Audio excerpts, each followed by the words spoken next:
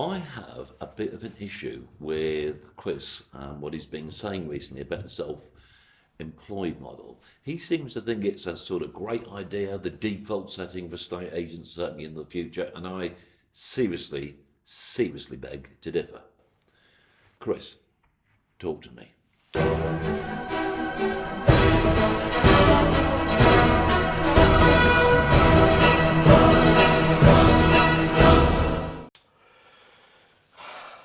I'm of the opinion, Simon, and thank you for joining me today, that a state agency needs to change. There's an awful lot of people out there, valuers, who, through no fault of their own, are wanting to take their career to the next level. The normal default is you go and set up your own estate agency, but due to life, due to the fact they can't probably even afford to buy a home, they can't find the 50, 60, 100 grand you need. So I'm of the opinion that self-employed estate agency is a good choice. I think you're missing the point entirely. Whether somebody's self-employed or whether they're working for an established estate agency is, in my view, irrelevant. And actually, if I can say respectfully, I think when I read through even your latest blog about how important it is to work hard, that is the element to success. I agree that working hard, in fact, John Paul said working smarter and hard, whilst being hardworking, is absolutely vital. But that's what you do, it's your why. And surely, setting up your own business, creating an asset for yourself, surely has to create value. Yeah, it's arguably true, but when you look at the front line where all the magic happens, where people are interacting with customers and potential customers, I've seen no difference between people using the self-employed model and people who are employed by estate agents. I've seen no correlation between either of those models and success. What are you basing your not argument, because we're not arguing, we're discussing. What are you basing your findings on? From someone's social media presence, or actually in your towns that you operate in, that someone's actually started their own agency? Oh, that's a really good point. I have to confess, it's anecdotal largely. That said, measuring market share, which I know in itself is not an absolute, but measuring market share is a reasonable way of looking at. And I have seen as many estate agencies like our own that have the standard employed model competing against agents that use the self-employed model, and I've not noticed a difference in terms of success using that measure. But let's be frank, Simon, the self-employed model really has only got traction in the last 12 months. The EXP models, the Keller Williams models, they've only, I know they've been around a few years, but only really getting traction in the last 12 months. If you started a new agency in a town, in a part of the Thomas Morris network, I wouldn't expect your next office to be a market leader within 12 months. No, okay, I think that's a fair and reasonable point. I think that is a fair and reasonable point. I just get the impression that you've been promoting the self-employed model as the default setting, when I think it's only an option. And I really do believe that the employed model offers significant more advantages, from my perspective, for most people that want to become an active and successful estate agency. Okay, so what are those advantages? I would say there are three distinct advantages. The first advantage, I would say, is in respect of someone's career options. Okay, so what I mean by that is that whether you're a big agency or a small agency, if you're employed, there are generally career options, even sometimes a formal career map. And I think that encourages and inspires people. Okay, you're going to get that with your Connell sequences, your LSLs, your Thomas Morris is part of that. But the vast majority of people work for independent estate agents. Yeah, but most of those independent agents, I say most, but I think most of them I come across, have either a formal or an informal career development plan for their employees. Whereas if you're working under one of the banners for these self-employed models, that's it, really. Okay, but if you work for a one-man band, which is the vast majority of UK estate agents, you're waiting for dead man's shoes. Not necessarily. And surely the boss of that estate agency, who set up their own agency, was an employee previously. Yes. That was a situation with myself. Yeah. I don't see why there's a tension here between us. Because in my view, all I'm saying to you is, even for the one-man bands, there's room for development for people. But that's just one of the three advantages. What are your other two? The other two is I would say that the traditional employed model offers a more collegiate approach for a state agency. I'm generalising, but I would say it's a more collegiate approach, it's a more teamwork orientated approach, whereas I think the self-employed model is a bit too reliant on an individual performance. And of course, they have support services too. So that more collegiate and team orientated ethos, I believe, overall is going to be more likely to produce success. I have to agree with you on that one. Okay. So what's the third then? The third is security. Okay. You are the master of your own destiny if you set up your own self-employed estate agency. Don't right? agree, but anyway. Go on. You give the impression that you are the master of your own destiny if you're working for yourself, as if you can decide what's going to happen and none of the other variables are going to have any impact. I feel that's a cliche and an oversimplification of what the situation actually is. But if you're an employed agent, but your boss is appalling at marketing, and you're out doing, you're reliant on other people. Well, now if those other people are great, they're going to come back to the support thing, which I agree with you, which is the more collegiate approach. Yeah. But there's an awful lot of estate agents out there that I feel like they're banging their head against the wall. Yeah, but I'm talking about security. What I mean by that is that if you work for a company, big or small, and you're employed by them, there is an element of security. Now, some people might think that's a dirty word and might prefer this sort of what you might refer to as the eat what you kill philosophy. But I believe that if one is confident enough and secure enough in what you do, you've got a basic salary coming in, you've got some commission payments coming in on top of that, what your tax is taken care of, all those variables are taken care of. That gives you a sense of security rather than perhaps in some situations, some of the time, if you're working for one of these brands on a self-employed basis, perhaps a sense of insecurity.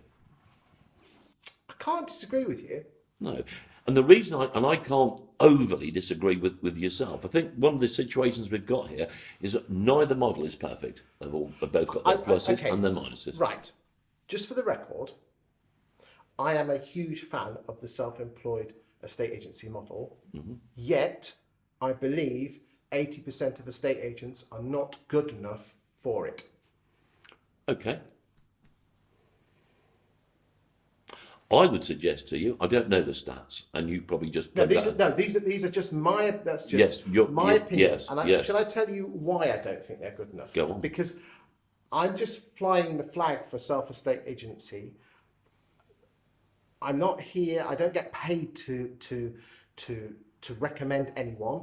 I'm just here as someone who likes to talk about the industry, and I think it is a great model for the right people. Yes. Okay. Yes. But I believe, due to the amount of people that are in our industry, Yes.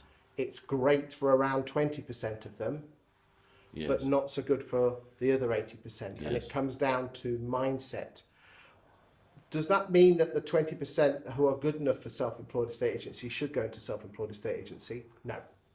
It's just another type of marketing. It's another type of agency model, which I think people should seriously consider.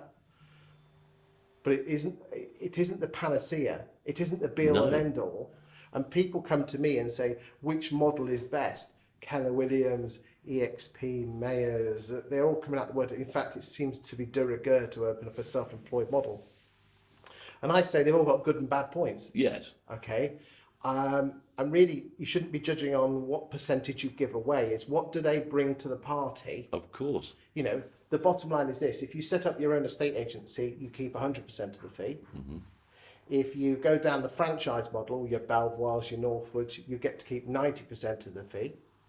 And for 10%, you get their legal backup and you get their forms, you get their marketing branding. The EXPs and your Shaw Newmans and your Keller Williams, you get to keep 60 to 70% of the fee. Yes. But it's a trade-off, isn't it? But they It pay is. for your right. So you either pay for your right move up front and keep 100% of the fee. Yes. I mean, would you set up your own estate agency again today?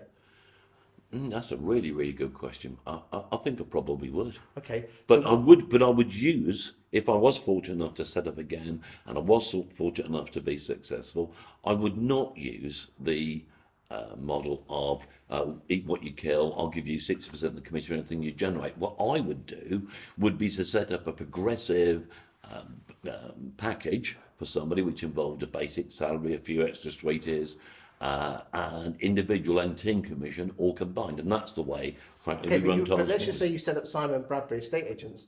If you go down that route, you're going to need 50 to 100 grand, and some of these 20, 30-year-olds haven't got 100 grand to their name. Yeah, as I said, perhaps there's not that much of a difference between what we're saying. I am not saying that that model, the self-employed working under one of those umbrella brands, is wrong. I'm just saying I think the way it's being propagated at the moment is that this is the way forward. This is the best way to go. I can see why you say that, but it's interesting that a lot of people say I'm the champion for self-employed estate agency, but they fail to look at is that I always preface that, if Yes. that's the word, by saying it's not for everyone.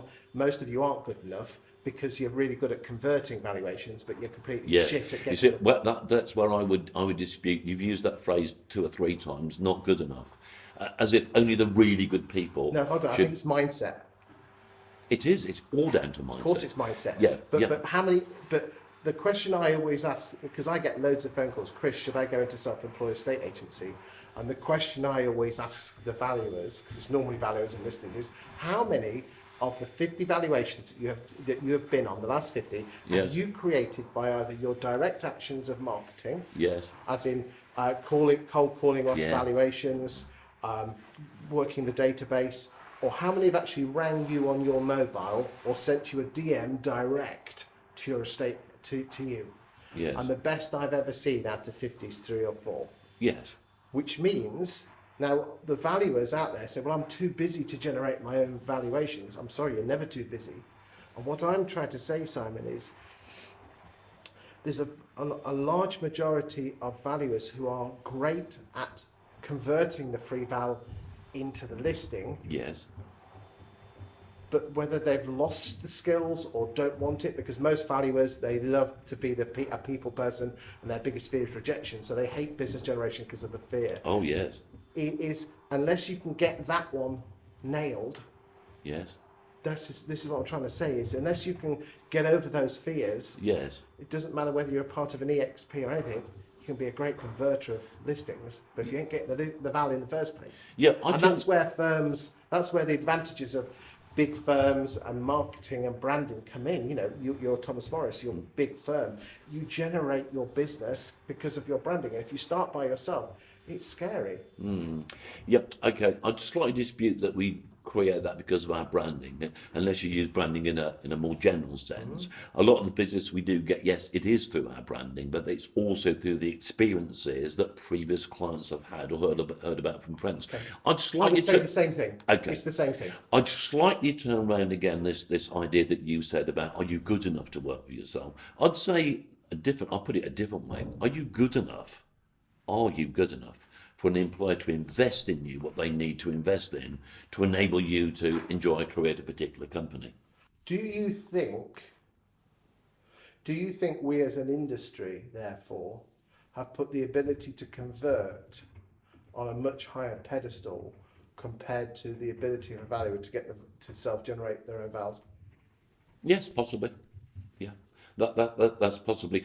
Of course, from the outside, it seems very simple. It's either self-generated or it's generated by the company itself. It's never as simple as that. It's never as simple as that. It's very, very often a combination of the both. You know, somebody goes out because they've seen a great advert, or the inquiry comes in because of a Facebook ad or something like that. But then when the person goes out there, they really get on well with the person, does a professional job, and then they might recommend to another friend. It's normally a lot more sophisticated than simply either self-gen or being brought in by the company. And when you say the best I've ever heard is 3 or 4, even those 3 or 4 that people say, well, that's because of me, what was it? and the ones that came in because of the central marketing, was it? Okay. It's normally a hybrid of the two.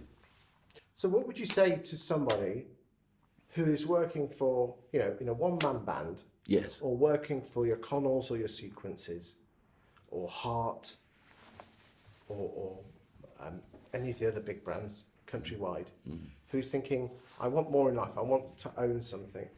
I mean, you've been an employee, then you started your own estate agency, then you got bought out, so you've been through the whole thing. Yeah. Do you think you could have worked, do you think what you know now, do you think you'd have been happy just working for a corporate estate agent from day one? Obviously, I don't know. I'm not going to avoid answering the question. Obviously, I don't know because it's who knows what would have happened.